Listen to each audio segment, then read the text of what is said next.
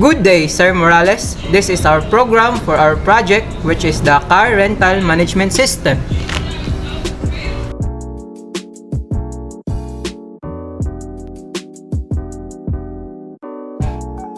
Good day, sir. I am Carl Francis Canta and this is my part.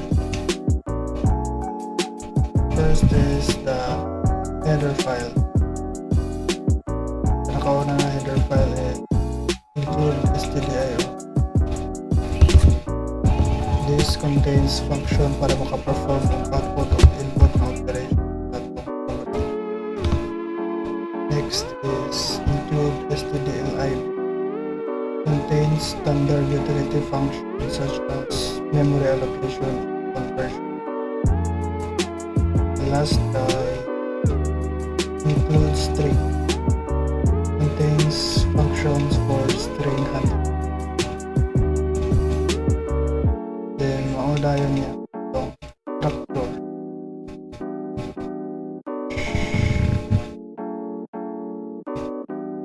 Type def niya ang iyang i-define is car or iyang alias is car.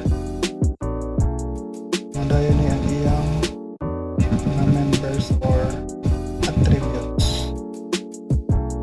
Int ID, char name, int year model, char fuel type, float mileage, int status, o int rental duration.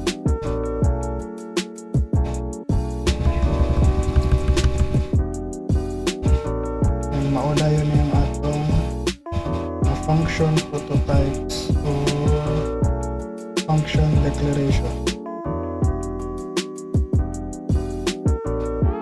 Ano itong mga functions na later pa ma-define sa atong code.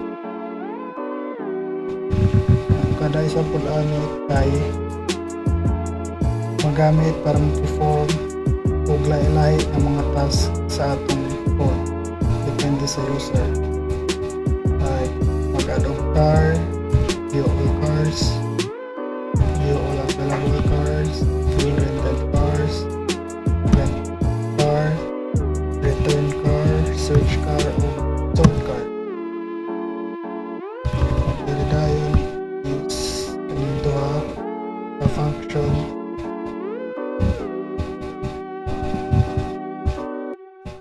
kanang save car. Mao ni function ang mag-save sa details ng car pasunod sa file. Siya pod ang mag-ensure na ang data is na-save sa file. Okay. In load cars, this function loads all cars from the file into an array.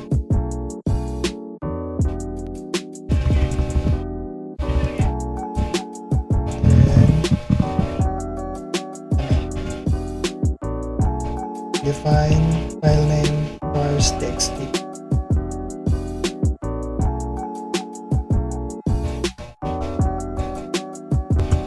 Define file name.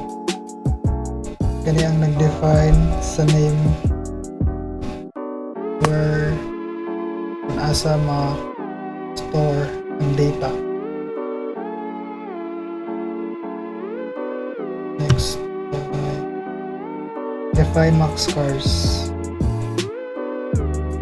Ano niyang nag-specify kung ilaan max cars na ma-handle sa atong program.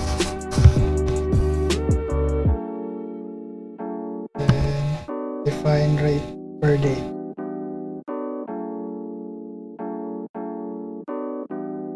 Yang nag-specify kung pila ang rate per day or ang price kung mag-rate ka o car. Saan siya? $150 ang iyang price. Mauna ni diri ang main function sa among program. Int main. Kani ang starting point sa program. Int choice. Variable ni na mag-store sa user's menu selection.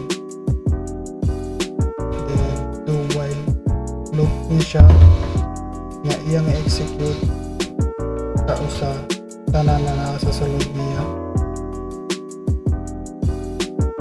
Then printf iyang i-display ang menu with numbered options para sa user interaction. Iyara ni display print choices na ni sa iyang gusto ba ito sa atong program. Then scanf mo ni ang magbasa sa input ng user kung i-store dayon niya sa atong variable na choice.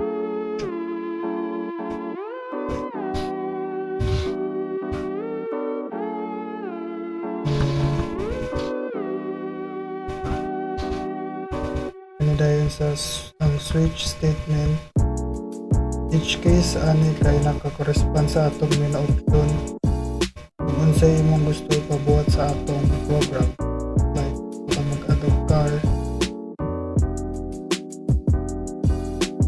enter nimo number case number 1, gusto nimo mag rent og car is 5, enter nimo number 5. Then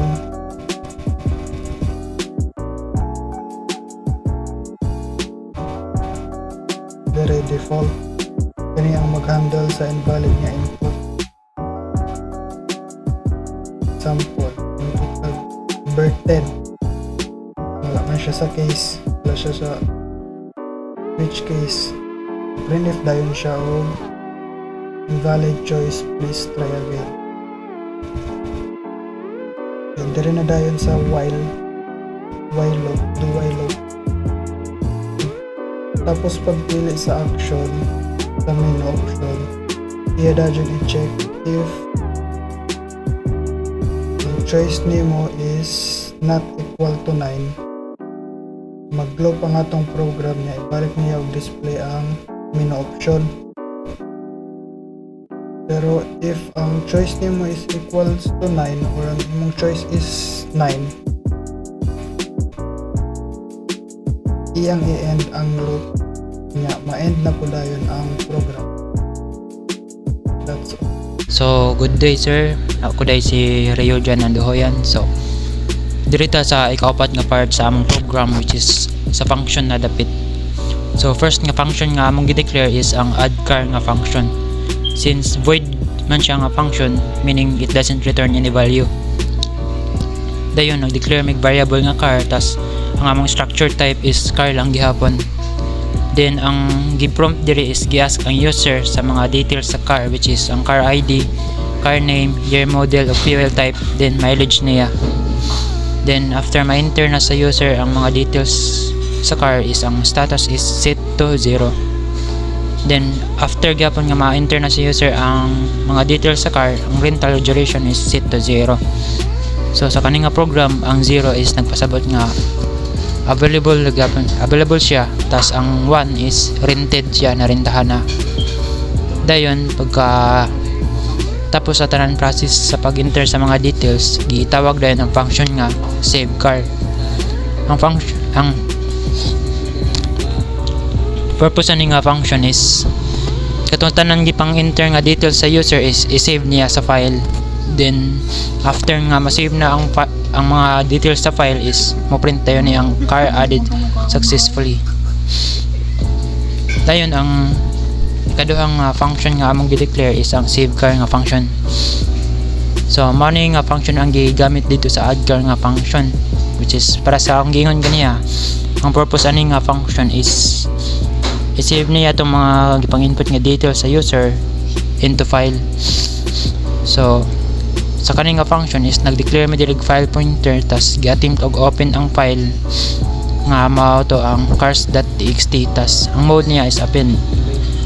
Ibalaw na ta sa kaning nga program, ang append is mag add kag new car, which is mag-write kag bagong data in the end of the file without overwriting the existing data.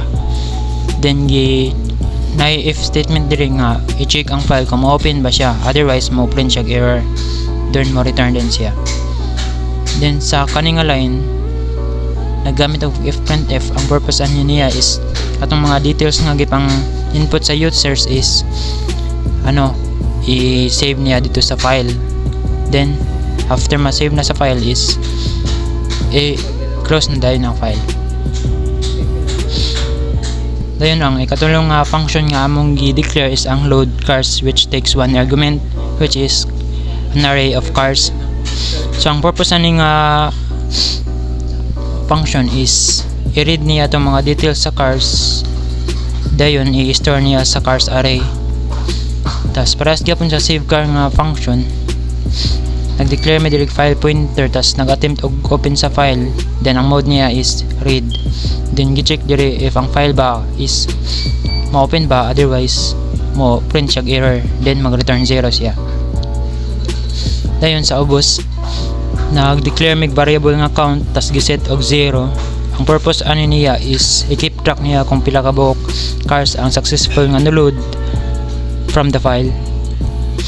Then sa while loop, sulod sa while loop, nagamit og fscanf, gigamit na siya para i-read niya tong data nga gi-store sa file into cars array. Then each time nga ang loop is mag-read og details sa car, details sa data sa sulod sa file, ang count nga variable is incremented to point to the next index in the cars array. Dayon pagkahuman nag-read is i-cross dayon ang file, then mo return og count. Hello sir, I'm Ivan Kulubag. Ang akong part sa program is the view all cars function. So natay return type nga void, which returns nothing.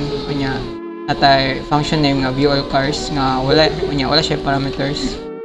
So based sa iyang function name, ang iyang main purpose ani diri kay iyang i-print para ang tanan nga cars para makita nato. So dini natay pointer, no? So ang ato ang data type kay car, variable name nato kay cars. Sulod sa index natay max cars, which is kadtong gi-define sa taas. Ang max cars kay 100. So next kay int count. So natay data type nga int, variable name nga count. Initialize nato siya load cars, which is function nga nag-return siya value. Ang kadtong nga value nga i-return mo na tong value sa count run. Next natay if condition nga count is equal to 0.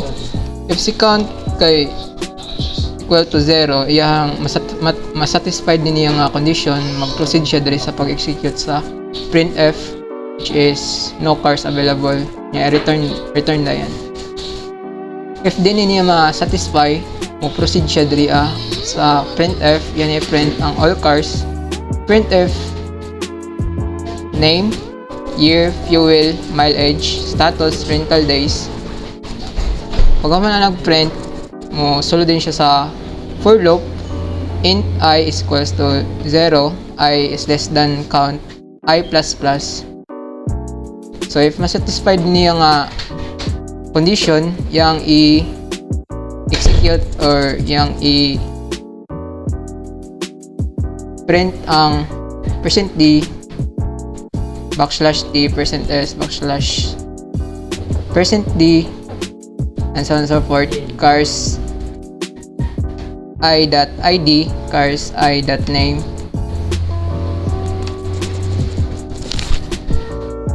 So if dili niya mas satisfied nga condition, mo-proceed siya dito sa printf all cars, printf id, name, year, fuel, mileage, status, rental days. And after na mo sulod siya for loop, which is int I is equals to 0, I is less than count, I plus plus. If masatisfied din yung condition, yang i-execute ang statement nga printf %d, \t, and so on and so forth. So cars index i.d, yung value yung i-print. Cars index i.name, ang yung value yung i-print. Cars index i.year model, ang yung value yung i-print. cars index I dot fuel type ang yang value yang i-print. Yang cars index I dot mileage yang value yang i-print. Cars index I dot status is equals to 0. Atong mabantayan diri natay ternary operator which is kani nga part. So mo ni ang condition. So if the cars index I dot status is equal to 0, so relational expression may siya. So kung ang value ni cars index I dot status is equal to 0, which is true, kung masatisfy niya nga condition, yang i-print ang available. If di niya masatisfy ang condition, else printed, man yung print. Then next, cars index I dot rental duration, so yung i-print. So ang purpose ng loop para ma-print ang car information nga nasa file, ang tanan para makita. So next, void view available cars. So based sa yung pangalan, ang yung main purpose para makita na to ang nga available nga cars nang wala na rentahan. So nata dre return type nga void, which returns nothing. Nya function name nga view available cars, nya wala siya parameter nga gisulod. So nata dre apply gyapon natong diri marga na sila cars max cars, which is kuan siya array. Int count is initialize o load cars which is katong i-return nga value sa kani nga function, mana na iyang value nya. President siya diri sa printf available cars, printf id, name, year, fuel, mileage. Masulod din siya sa for loop. Int I is equals to 0, I is less than count, I plus plus. If masatisfied niya, yang is execute ning sulod sa for loop body. Nya natay if diri if cars index I dot status is equals to 0, mo ni yung condition. If ma-meet ni nga condition, mo ni yung i-execute. Printf kani mo ni execute.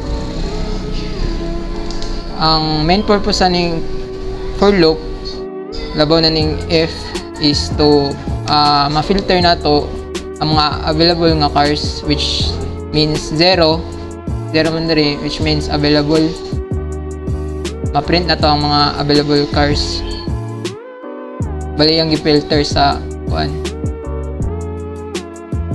Next function is void view rented cars, which based sa yung pangalan palang daan, ang yung main purpose kay para makita na to ang mga rented cars. So nata return type nga void, function name nga view rented cars with wala gyapon parameters. Mao gyapon siya didto, same na siya ani. So mao gyapon siya no, printf rented cars, printf id, yar gyapon i-print. Bali kuan mo gud siya kanang format bitaw para version column. So na siya for diri for loop, which is int I is equals to 0, I is less than count, I plus plus. If more gyapon to enigma meet niya ning condition, yang execute ang sulod sa loop body. If ang kalayan ng ani same sila, ang kalayan ng ani kay sa if niya nga condition, cars index I dot status is equals to 1, which means rented ang gipangita or ang gifilter. Same na sila diri, ang kalayan lang kay kani available ang gipangita, ang diri nga part rented ang mga gipangita nga status is 1, which means rented. Ato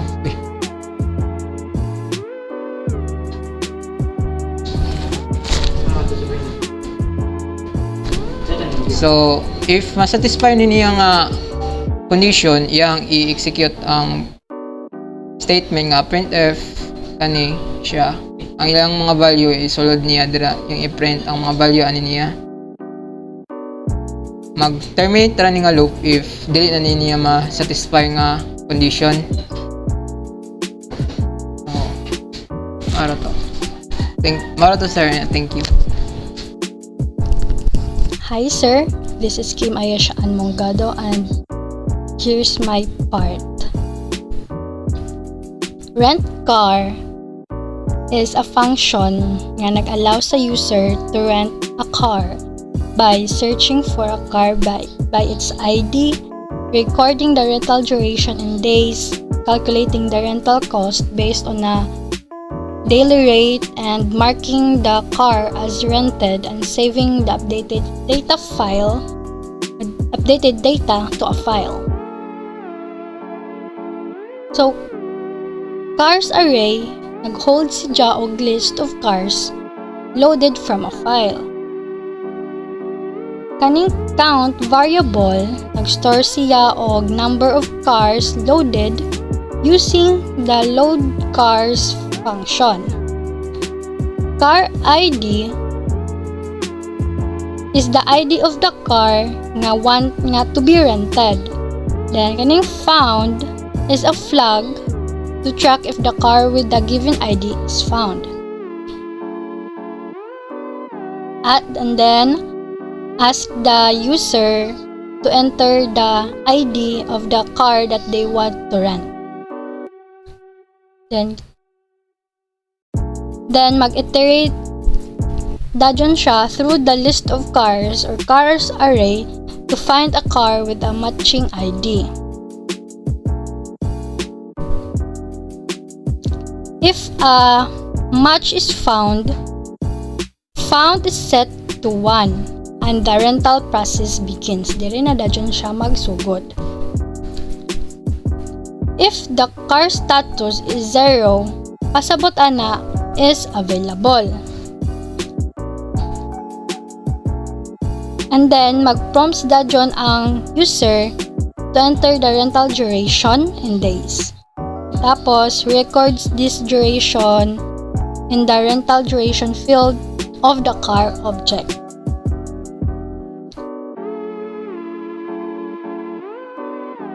Tapos, if ang car status is 1, pasabot ana is kanang already rented na siya. And then mag-display dayon siya og message success message which is kaning car rented successfully. Appeal pod ni siya pag-print kaning rental cost, or else mag-print siya og car is already rented. So if no car with the specified car ID is found, mag-print siya og message kaniya and mag-exit dayon siya and then mag-exit dayon sa function. So kani dayon opens the data file kani in write mode to save the updated information. Writes each car's details including ang new status og ang rental duration. Back to the file, tapos mag-close dayon ang file para ma-save ang changes. Tapos, diri na punta sa return car.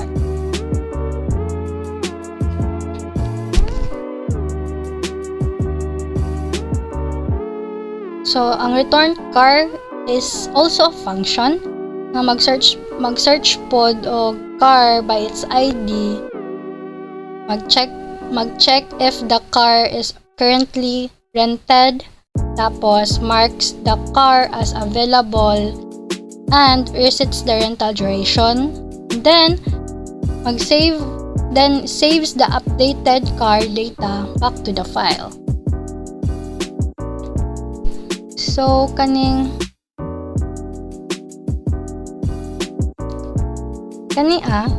cars is an array of car structures to store the car data loaded from the file.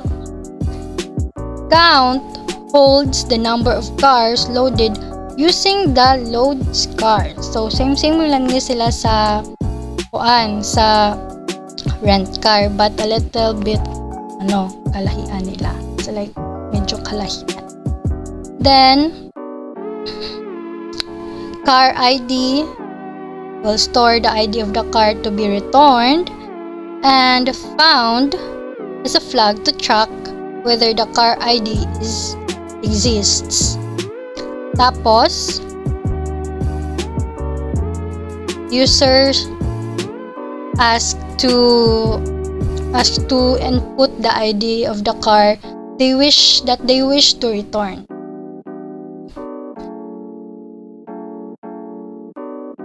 Kani is a function na mag-iterates through the cars array to locate the car with the specified ID.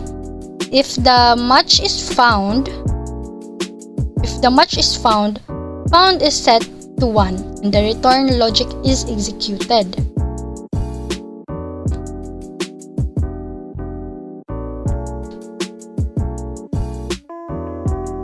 Kaning block of codes, if the car status is 1, pasabot is rented, then mag-set siya og status to 0 to mark the car is available. Resets rental duration to 0 as since the car is no longer rented naman. And then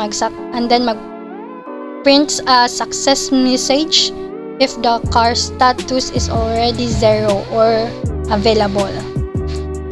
And then it informs the user mansab. Tapos kania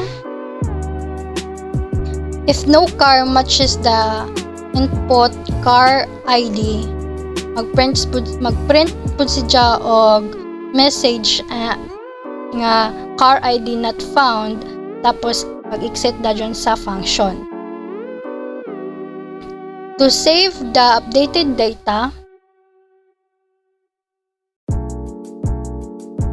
kania is mag-open na sad og data file kani in a write mode. Mag-iterates dayon siya through the cars array and writes the updated car details.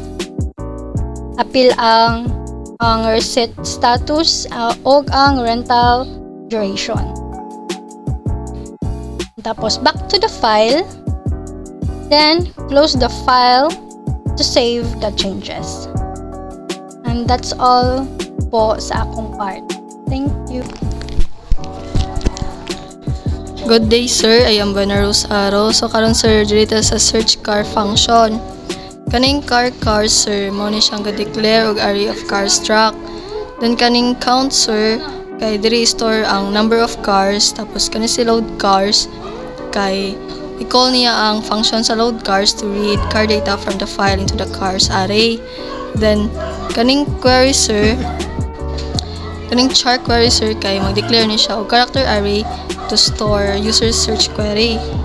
Tas i-prompt ni siya para ka user sir, then kani i-read niya tong gi-input ni user dire og i-store dire sa variable nga query. Then kani sir, mag-display ni siya og data columns sa ID, name, year, fuel, mileage, and status.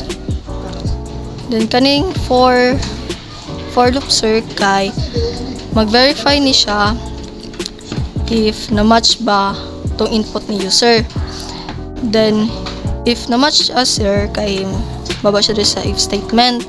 Kaning str sir, kay mag-check ni siya if the search query or the user's input kay isa ka substring of the car's name or makita ba sulod sa diary sir. Then for example sir, ang query kay Ford, kunya ang kaning naa diri sir kay Ford Mustang magmatch ni sir. Then there is sa atoy sir. Atoy used to convert the search query from a string to integer. Then kapag na-convert na siya sir, i-compare na tong converted query diri sa cars ID. Then ma-display na dahil diri siya sir. Ma-display na tong cars ID, name, year model, fuel type, mileage, and status. Tapos diri sir, naggamit may og ternary operation, which is na condition. Tapos if condition is true, ma-print ning available sir. Kung dili, kay ma-print ning rented sir. Next sir is kaning sort cars function. Nag-declare mi diri int choice sir para store tong user sorting preference. Tapos kung diri kay ma-display ni siya sir para kay user. Tapos kung maka-input na siya sir, i-read ni scanf ang input ni user, tapos store diri sa choice ka variable. Then mababa din siya diri sa nested loop nga for sir. Then kung satisfied sir, mababa din siya diri sa if. But before sir, para ma-swap siya sir, kay need na to i-initialize ang variable nga swap to determine whether the two cars need to be swapped. Tapos if si user nag-choose kay 1, mag-sort base sa mile age. Tapos i-compare ang mile age sa cars I o kay cars J. Pareha po diri kay choice number 2. I-sort base sa model, sa year model kay cars I o kay cars J.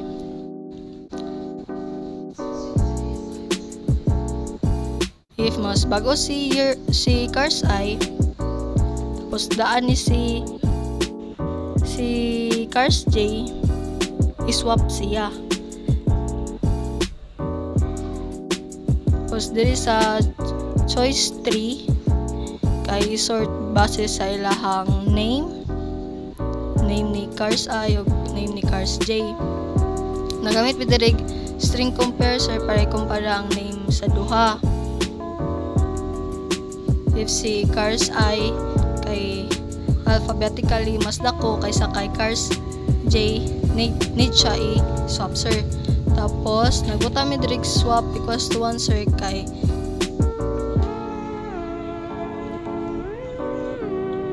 kung bisan unsang condition diri sa taas sir, true sir, kay need siya i-set sa 1.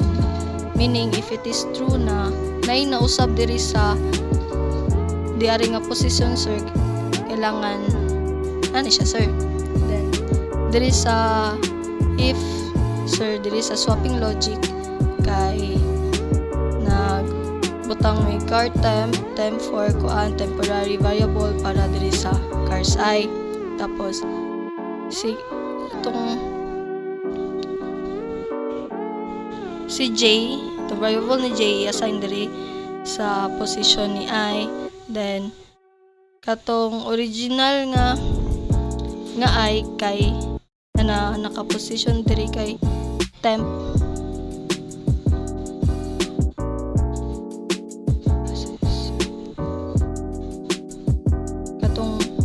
Katong original nga position ni I kay diri ma-store kay cars J sir. Post mo na ni siya sir, kaning ma-print na tong mga cars sir diari. Ma-sort na tong cars diri sir. So kung iparan na mo ni nga program sir,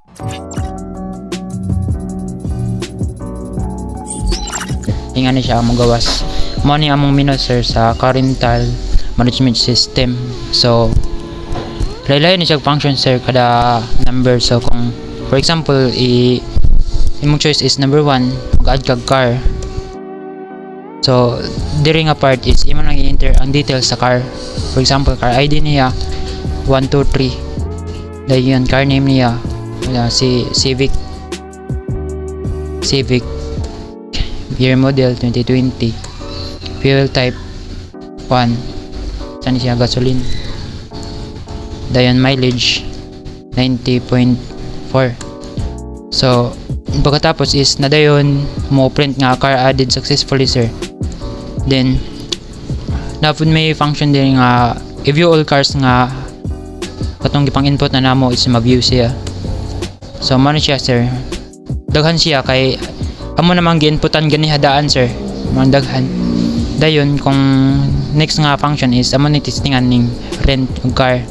So kung mag-rent kag car, ituplo ko na nimong 5. So kung mag-rent kag car, imong ibutang ID sa number. ID sa car. So for example 221 car niya ang pabot niya. But nga na mo kwan, sir, duration kung pila ka days nimo rentahan ang car. So for example 6. Ang rental cost niya is 300. Ang originally, sir, ang cost niya is 50 per day. So days 6 days man nimo rentahan, 6 times 50 300 man. So $300 among rental cost ani, sir. So sunod nga function is i-return ang car, sir, which is number 6. Pag return sa car is imong gyapon i-enter tong ID niya katong gi-rentahan nimo. For example 221 man to ganiya, 221 ang ID namo nga i-input. So successful man siya, sir. Ang mo print diri is car return successfully. Then sunod nga function is search car by name or ID, which is number 7. So for example, pangalan ng mga ibutang Mustang, i-print niya ang mga details sa car, sir, which is ang ID niya, name, year, fuel, mileage ug status. Then ang next nga function is kung 8 ang input namo, dire ang function papilion kag tulo ka option, sir, kung unsa nga sorting nga style imong gusto. For example 3 name kani ang sorting niya ani, sir, is alphabetically. Dayon sa mileage nga sorting magsugod siya sa pinakagamay, sir, hantod sa pinakadako nga mileage. Then sa year model maurag gihapon, sir, magsugod gihapon siya sa pinakagamay hantod sa pinakadako. Dayon sa function nga number 3, i-view niya ang katong available nga cars. So which is man sila. Then ang function number 4, i-print lang to niya tong gipang rent nga car. For example, mag-rent ta otro 221 lang gihapon, 6 days, bali hapit mag 1 week. So kung tuplo ko na to, ang number 4 nga function is i-view ang rented nga cars. So mo print diri tong mga gipang rent nga cars, sir, which gipang print ang details sa car, which is ang ID niya, name, year, fuel ug mileage, then rental days. Dayon last nga function namo, sir, is pag exit na. Kung tuplo kon ang number 9 is diri na mag-end among program, sir. So mara niya mo sir nga code.